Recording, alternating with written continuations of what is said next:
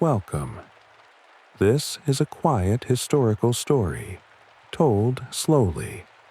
There's nothing you need to imagine, remember, or follow closely.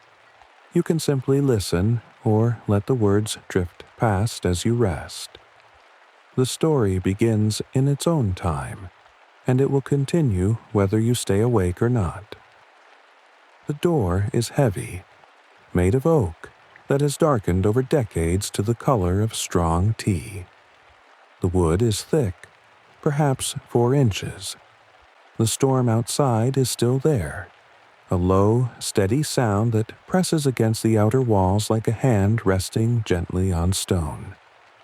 The wind does not howl here. It does not intrude. It exists as a constant presence, unchanging. A soft rush of air moving past the lighthouse in currents. In places, the stone walls are 3 feet deep, built to hold firm against weather and time, to contain warmth and light, and the small human rituals that keep the beacon burning. The stone is gray, pale granite cut into blocks, and fitted together with such precision that the mortar between them is barely visible. He remains in the small entry chamber, the lamplight already steady around him. There is a lantern hanging from an iron bracket on the wall, already lit. He lit it this morning before he left, knowing he would return after dark, knowing the interior would need light waiting for him. The flame burns steadily inside its glass chimney, protected from any draft, casting a warm golden glow that spreads across the curved walls and the narrow stone floor. The air inside is warmer than the air outside, warmer than the wind and the cold spray that has been moving across the rocks all evening. Here the air is still, held close by the stone, and it carries the faint scent of lamp oil, of wool, of the particular smell of a space that has been closed and tended and kept dry for a very long time. He reaches up and unwinds the scarf from around his neck, feeling the wool slide against his collar, feeling the slight dampness where his breath has condensed against the fibers during the walk from the keeper's cottage. The scarf is long, knitted in a simple pattern of dark gray yarn. He folds it slowly, once, twice, smoothing it with his hands, before draping it over the iron hook beside the door, where it will hang until morning.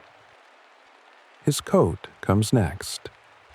The buttons are large and wooden, worn smooth by his fingers, and he unfastens them one at a time, starting at the top and working downward, each button slipping free of its loop with a small tug and release. The coat is heavy, a thick oilskin outer layer over wool, and when he shrugs it from his shoulders, he can feel the weight of it sliding down his arms. The fabric still holding the cold from outside, still carrying the faint scent of salt and damp air. He hangs the coat on another hook, taking a moment to settle it properly so that it will not slip. And then he removes his gloves, thick leather gloves, stiff from use and weather, pulling each finger free slowly, feeling his hands emerge into the warmer air, feeling the slight stiffness in his knuckles begin to ease. The gloves are set on a small wooden shelf beside the door, and then he picks up the lantern from its bracket, lifting it by the curved iron handle, feeling the slight warmth radiating from the glass chimney, seeing the flame inside steady and unwavering. He turns toward the interior of the lighthouse, toward the narrow spiral staircase that curves upward into the stone tower, and he begins to climb. The steps are shallow and worn smooth in their centers, shaped by the passage of feet over time, and his boots make almost no sound as he ascends. Just the softest whisper of leather on stone, a quiet rhythm that matches the rhythm of his breathing, steady and unhurried. The staircase is narrow, barely wide enough for his shoulders. The walls on either side are close, curved, following the circular shape of the tower as it rises. He climbs slowly, the lantern held slightly ahead of him. Its light slides up the stone walls, casting soft shadows that turn and shift as he moves. There's no need to hurry. There's no need to count the steps or mark his progress. His body knows this staircase, knows the height of each step, the slight variation in their spacing. The way the handrail, a rope threaded through iron rings set into the wall, sits just at the right height for his hand to brush against it, steadying himself without thought, without effort. He continues upward, and the lighthouse holds him, contains him inside this space of stone and warmth and steady lamplight. Everything is as it should be. The climb continues, slow and even, one step, then another, the light moving with him, the stone walls close and solid on all sides. He has been tending this lighthouse for 11 years now, and before him there was another keeper, and before that another, stretching back through decades to the year the lighthouse was first lit. A chain of quiet caretakers, each one learning the same tasks, walking the same stairs, touching the same handles and valves and polished brass, performing the same slow rituals that keep the light turning and the flame steady. It is work that has settled into his body over time, work that his hands know without needing to think, without needing to remember. The rhythm of it has become his rhythm. Checking levels, trimming wicks, winding mechanisms, polishing glass. Small acts repeated so many times that they feel less like tasks and more like breathing, like the natural movement of a body through familiar space. The lighthouse itself is older than he is, older than his father would have been, built in an earlier century when the coast was being charted and marked, when stone towers like this one were raised at intervals along the shoreline to mark the safe passages and the places where the water ran deep enough for keels to pass without harm. It has stood here through storms stronger than tonight's, through winters and summers, and the slow turn of seasons, its light burning steadily, its mechanism turning with the patient reliability of well-made things that have been cared for properly, that have been maintained and oiled and adjusted by hands that understood their purpose. There are other lighthouses along this coast, spaced at distances that allow their lights to be seen one from another on clear nights, each one marking a different point, a different stretch of water. He has seen their beams sometimes, distant pulses of light moving across the darkness far to the north or south, and knowing they are there. Knowing that other keepers are performing the same tasks in their own towers is a quiet comfort, a sense of being part of something larger and older than any single night, any single keeper. Tonight is an ordinary night.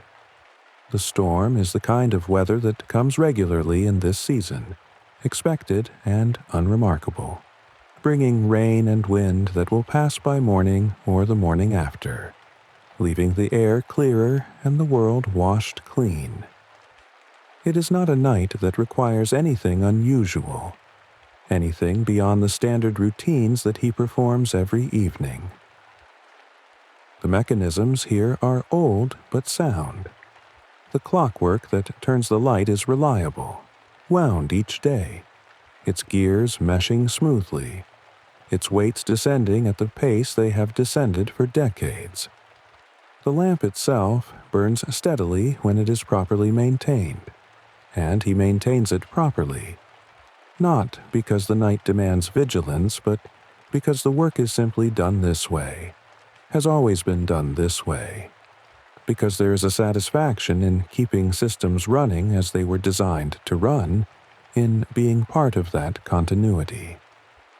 He knows the lighthouse in all its details, knows the slight catch in the door to the lamp room, knows which step on the staircase creaks faintly when weight is placed on its outer edge, knows the smell of the oil used in the lamp and the particular way the brass fittings feel under his hands after they have been polished. This knowledge is not something he had to work to acquire. It has simply accumulated, settled into him through repetition, through the passage of days and nights, through the slow, steady rhythm of being here, of doing this work, of moving through these same spaces again and again. There is no hurry tonight. There is never hurry here. The work unfolds at its own pace, and the lighthouse asks nothing more of him than what it asks every night. Small attentions, gentle maintenance. He has reached the room where his first task waits. He sets the lantern down on a small wooden table, feeling its weight settle, hearing the faint sound of glass and metal coming to rest. Everything is ready. Everything is as it should be. The evening's work can begin.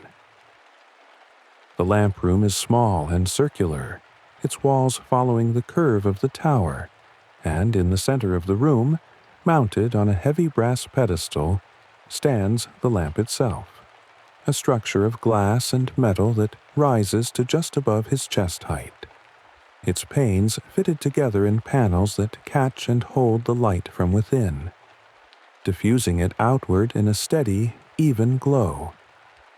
The lamp is already burning. The flame inside is stable, its light soft and constant, and the warmth it produces has filled the small room, settling into the air, into the brass fittings, into the stone walls that hold everything in place. He can feel that warmth as he approaches, can feel it on his face and hands, gentle and unchanging, and he moves slowly toward the lamp, his footsteps making no sound on the wooden floorboards that have been worn smooth by the passage of feet over years. There is a small brass latch on the side of the lamp housing, a simple mechanism that holds the glass panels closed, and he reaches for it now, his fingers finding the metal easily, knowing without looking exactly where it will be. The brass is warm under his touch, heated by the lamp's steady burning, and the latch moves smoothly when he lifts it, sliding free of its catch with a soft click that is barely audible. Just a small sound of metal releasing metal, of something opening that has been closed. He swings the glass panel outward on its hinges, moving it slowly, carefully, feeling the slight resistance of the hinges, hearing the faint creak they make. A sound so familiar that it is almost comforting, a sound that belongs to this place, to this lamp, to the routine of every evening. The panel opens fully, and the warmth from inside becomes more immediate, flowing outward into the room, carrying with it the faint, clean smell of burning lamp oil, a scent that is neither sweet nor sharp, but simply present, simply itself. Inside the housing, the flame burns at the top of a brass wick holder, a small, steady point of light. The wick itself rises from a reservoir of oil below, drawing the fuel upward through its woven cotton fibers, feeding the flame in a process that has been continuing for hours already, that will continue for hours more, that requires nothing but this small attention, this gentle refinement. He reaches into his pocket and draws out the wick trimmer, a small tool no longer than his hand, with curved blades that meet in a precise scissors action. The metal is cool to the touch despite the warmth of the room, and the blades are sharp, kept that way through regular honing, through the same care he applies to all the tools here. He brings the trimmer close to the flame, moving slowly without haste, and positions the blades around the very top of the wick where a small amount of carbon has accumulated, darkening the cotton fibers, building up in the way it always does after hours of burning. The carbon is harmless, but trimming it away allows the flame to burn more cleanly. He closes the blades gently. They cut through the softened carbon and the cotton beneath, with almost no resistance. Just the slightest pressure needed. A small snip that is more felt than heard. The trimmed piece falls away, dropping into the oil reservoir below where it will sink and dissolve, and the flame adjusts immediately, settling into an even more stable burn, its light perhaps fractionally brighter, though the difference is so small as to be almost imperceptible. He withdraws the trimmer and sets it aside on the narrow shelf that runs along the base of the lamp housing.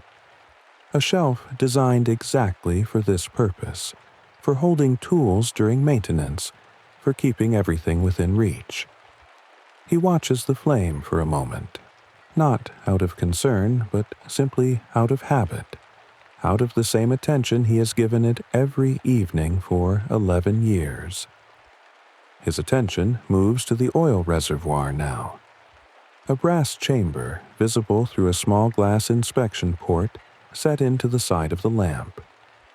The oil inside is clear, pale golden in the lamplight.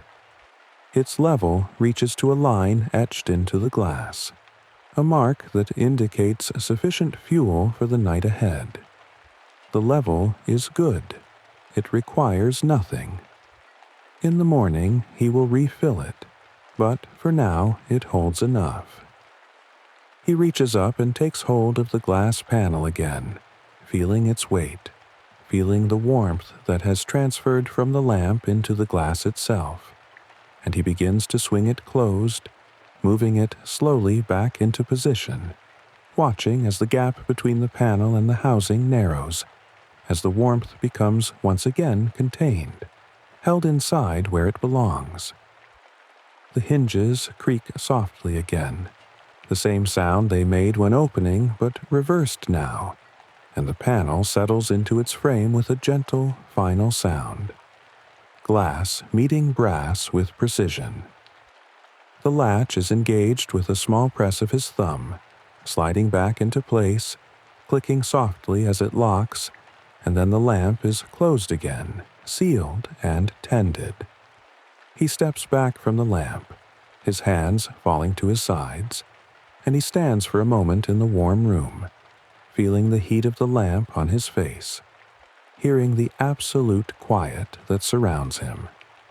No sound but the faint, distant presence of the storm outside, muffled and remote, and the even fainter sound of his own breathing, slow and deep. The lamp needs nothing more from him now, and the light it produces spreads outward through the glass panes. Everything is in order. The Fresnel lens stands in the center of the lamp room, surrounding the flame like a carefully constructed shell of glass, and it is made of many panels, prisms arranged in concentric rings that curve and angle to catch the light from the lamp and send it outward in a beam that turns slowly with the mechanism below. The glass is thick in places and thin in others, cut with precision, fitted together with brass frames that hold each panel in its proper position. He moves toward it now. It rises from the floor to well above his head. He reaches into a cupboard set into the curved wall, opening the narrow door and withdrawing a soft cloth. A square of linen that has been washed many times, worn smooth by use, folded and stored here for this exact purpose. The cloth is clean and dry, and when he shakes it out gently, letting it unfold in his hands, it hangs loose and supple, the fabric soft enough that it will not scratch, absorbent enough that it will lift away the faint film of moisture that sometimes settles on the glass, the nearly invisible layer of salt and condensation that accumulates over days, over the passage of hours in this room where warmth and coolness meet. The lens does not need polishing tonight. It was polished 2 days ago, and 2 days before that, in the same rhythm that governs all the work here, the same steady repetition that keeps everything in order. But the polishing is done regardless, because this is what is done, because the work is part of the routine, because there is a satisfaction in the motion itself, in the slow, circular movements, in the way the cloth moves across the glass and leaves it fractionally clearer, fractionally brighter. He begins at the lower panels, bending slightly to reach them, bringing the cloth to the glass and pressing it gently against the curved surface. The glass is cool under the cloth, smooth and solid, and he begins to move his hand in small circles, letting the cloth glide across the prism, feeling the slight resistance of fabric against glass, hearing the faint sound it makes, a soft, breathy squeak that rises and falls with each circular motion, a sound that is almost musical in its repetition, almost soothing. He works slowly, without hurry, moving from one panel to the next, covering each surface with the same gentle attention, the same circular movements that his hand knows without thinking. The cloth warms slightly as he works, heated by the friction, by the warmth of his hand, and the glass beneath it seems to warm as well. The light from the lamp passes through the glass as he polishes, refracted through the prisms, bent and softened, spreading outward in patterns that shift subtly as the cloth moves across each panel. The light is not bright. It is gentle, diffuse, and it falls across his hands, across the cloth, across the brass frames that hold the panels in place, casting no sharp shadows, creating no contrast, simply existing as a soft presence that fills the space around him. He moves upward, reaching higher panels now, stretching slightly, his arm extending, the cloth still moving in the same slow circles. His breathing has fallen into rhythm with the motion. A long, slow breath in as the cloth moves across the glass. A long, slow breath out as his hand completes the circle and begins again. He does not think about the breathing. It simply happens, the body adjusting to the work, matching itself to the pace, to the repetition.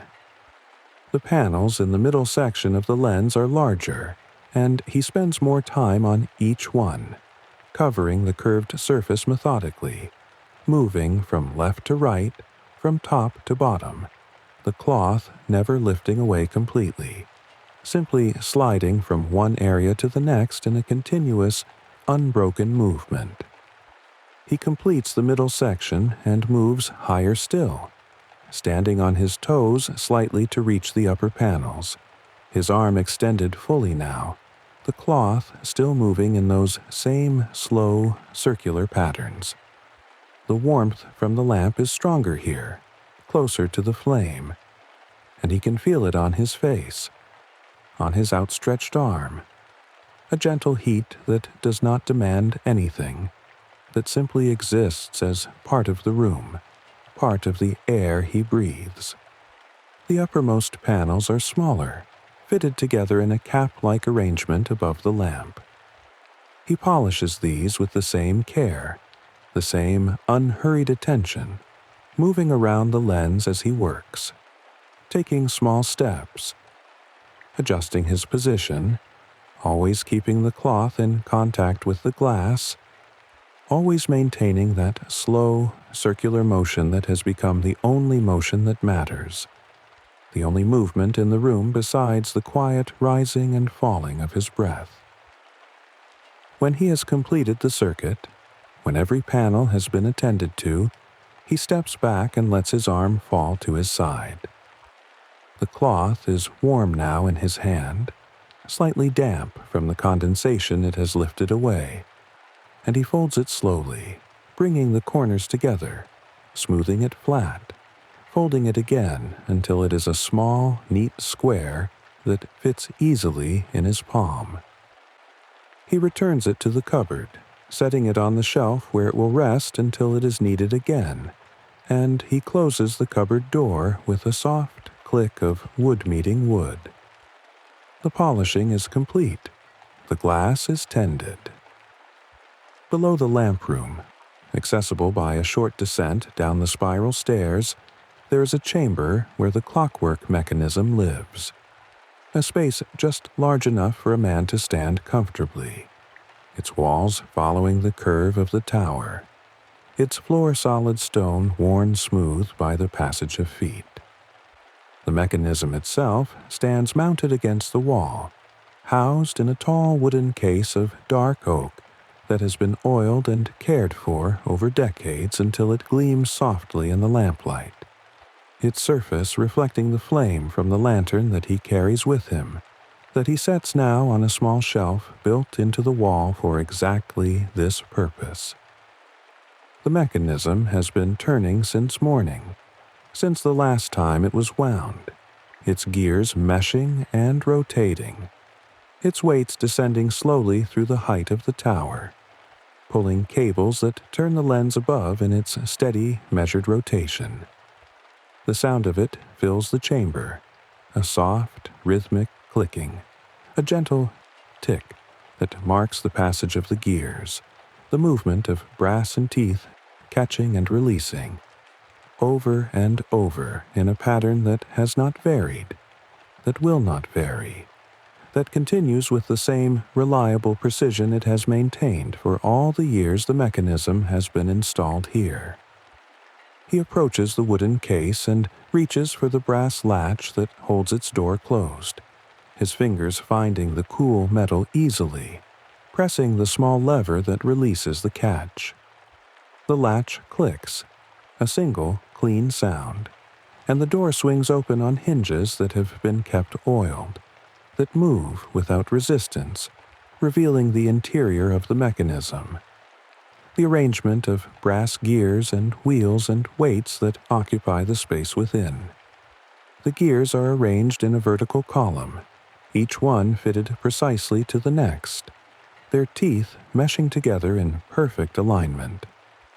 The largest gear sits at the top, perhaps 2 feet in diameter, its rim cut with evenly spaced teeth that catch the light as they turn, as they move slowly in their rotation. Below it, smaller gears connect and turn, each one moving at its own speed, each one contributing to the larger motion, to the steady turning of the lens above that happens so slowly it is almost imperceptible, that completes one full rotation every few minutes, sending the beam of light sweeping across the water, across the darkness, in a rhythm that never changes.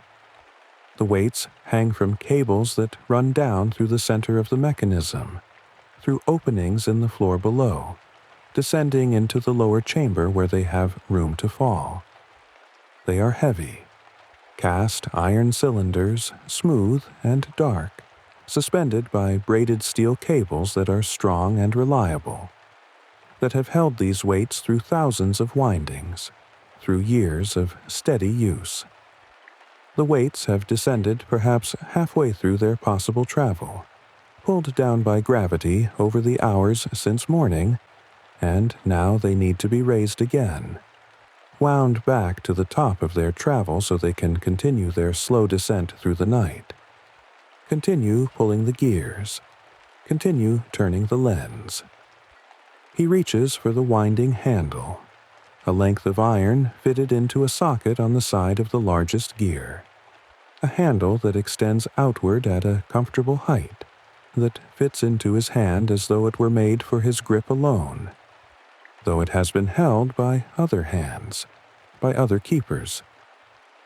The handle is cool and solid, and when he takes hold of it, when he begins to turn it, the resistance he feels is immediate but gentle, a weight that pushes back against his motion, that requires effort but not strain, that asks only for steady, even pressure.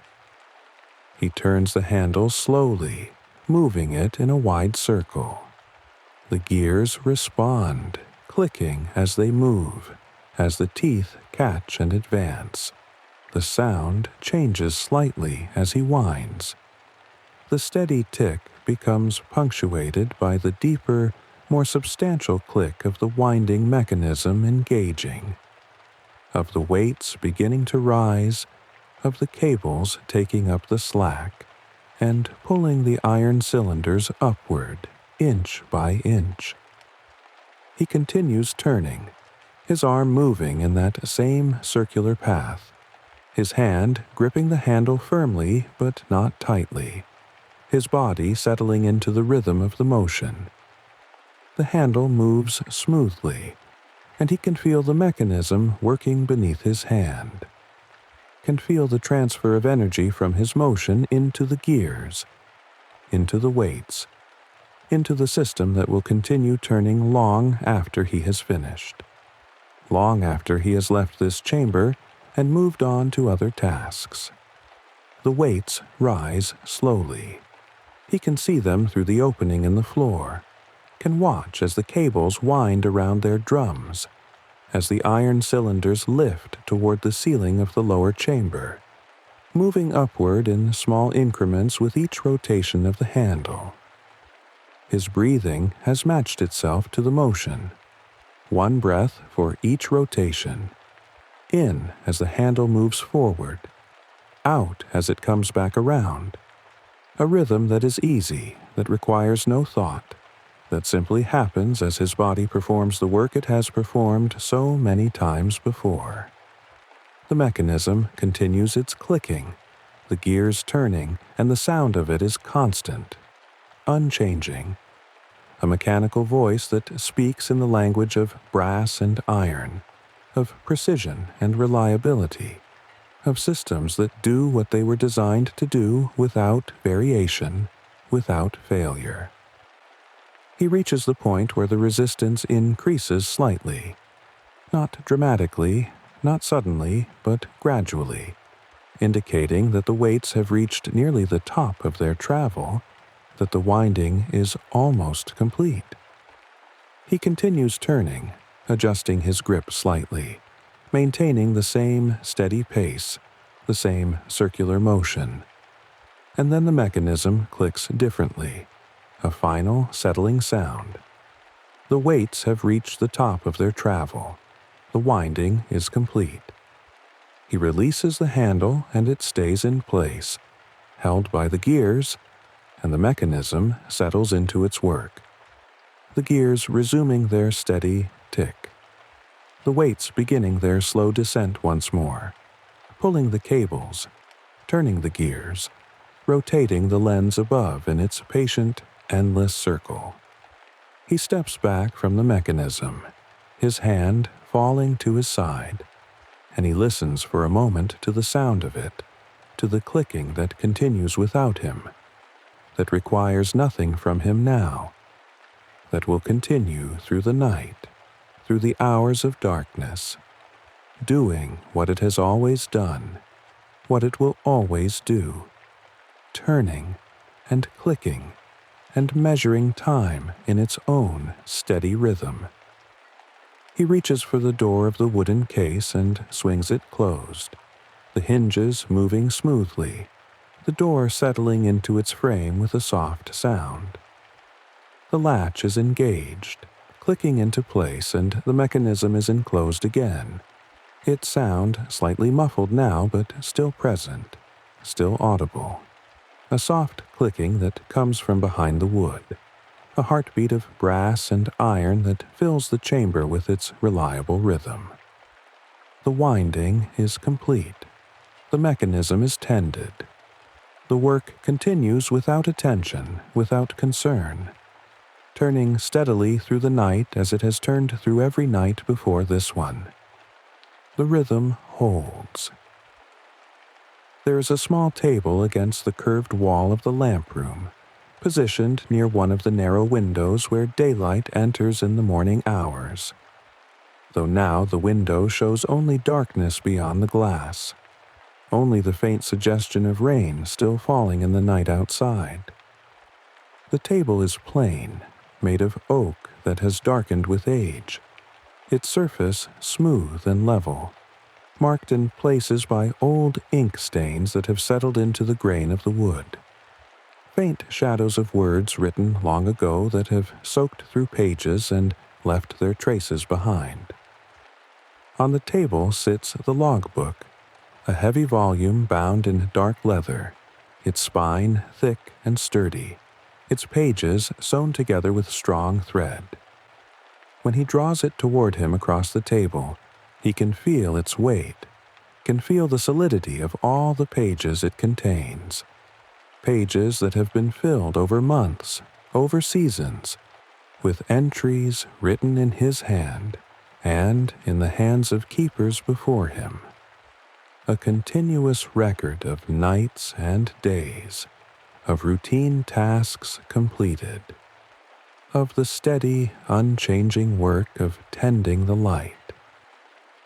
He opens the book slowly, the leather cover lifting away from the pages with a soft creak, and the pages themselves are thick, slightly textured, cream-colored paper that has aged to a warmer tone near the edges where air and light have touched them over time.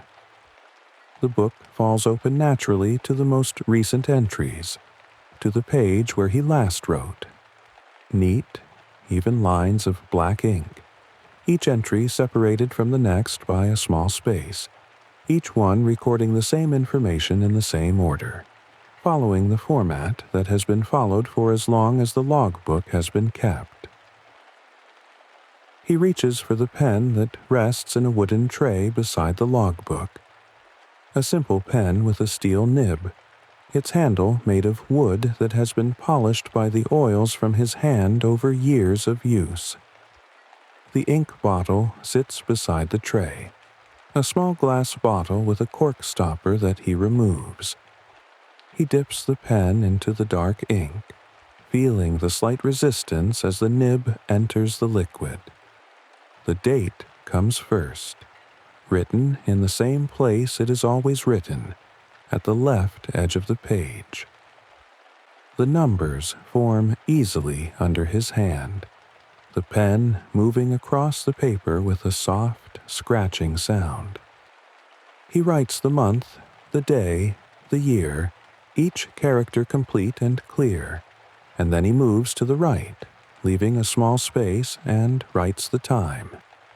The hour of the evening when these tasks were begun. The pen needs more ink. He dips it again, the nib entering the bottle, emerging coated, and he returns to the page. The lamp, trimmed, burning steady. He writes these words in the same abbreviated form he always uses. The same phrases that appear in entry after entry. Simple notations that require no elaboration, no explanation. The words form themselves. His hand moving across the page in motions it has made hundreds of times. The pen following familiar paths, creating letters that look nearly identical to the letters above them, to the entries from yesterday, and the day before, and all the days stretching back through the pages of the book. The lens, polished, clear. Another line, another brief notation. Ink drying on the page as soon as it's written, settling into the paper, becoming permanent. The mechanism, wound, functioning. The pen moves, the words appear.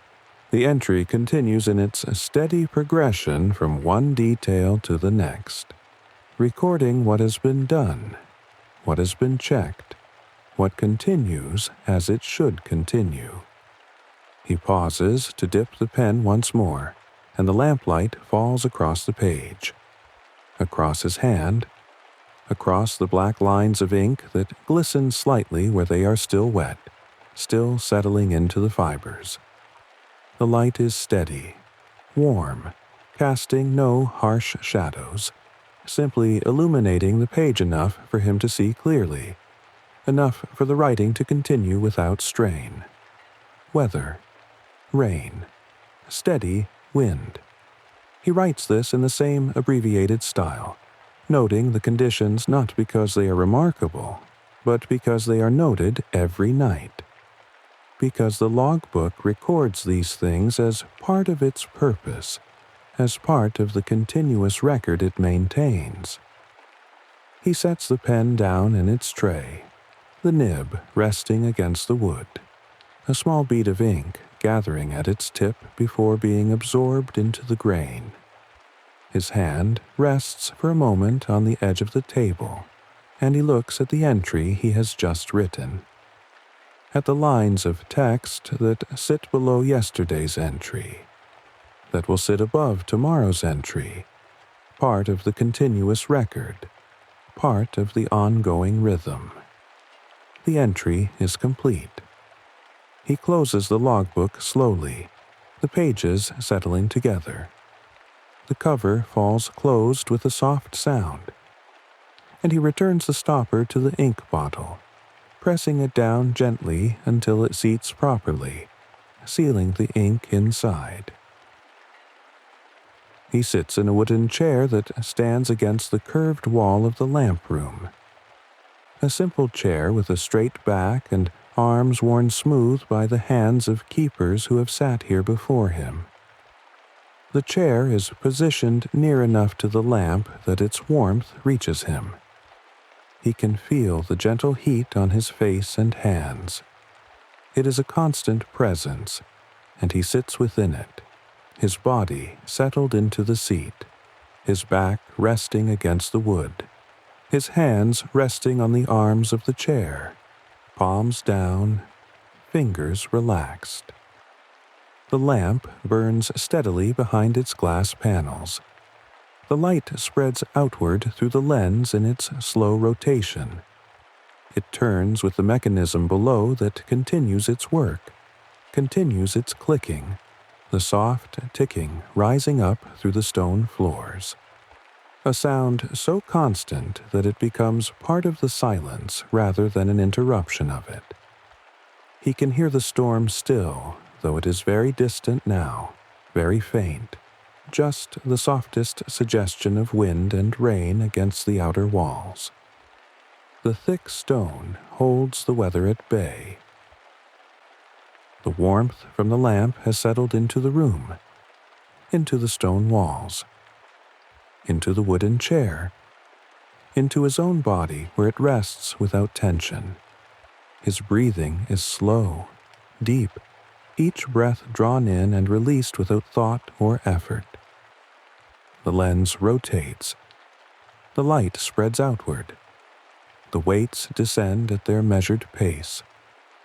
And all of this happens without his attention, without his presence.